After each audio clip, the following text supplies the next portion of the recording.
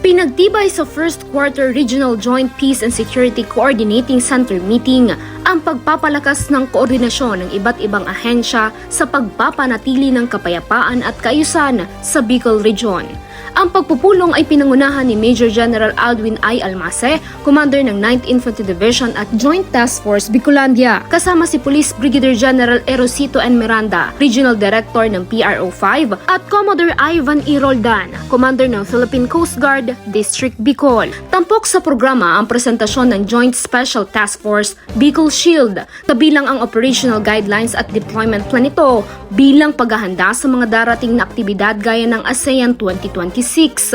Tinalakay rin ang iba't ibang usapin sa seguridad tulad ng update sa criminal gangs, cyber threats, logistics readiness at maritime security upang higit pang mapalakas ang koordinasyon ng mga ahensya. Sa kanyang mensahe, binigyang diin ni Major General Almase ang kahalagahan ng patuloy na pagtutulungan ng sundalo, pulis at Coast Guard upang mapanatili ang kapayapaan at kaayusan sa buong rehiyon, kasabay ng pagpapatibay ng papel ng Joint Task Force Bicol sa pagtitiyak ng mas matatag na seguridad. Kapayapaan para sa lahat. Eden Florarita, Spear News.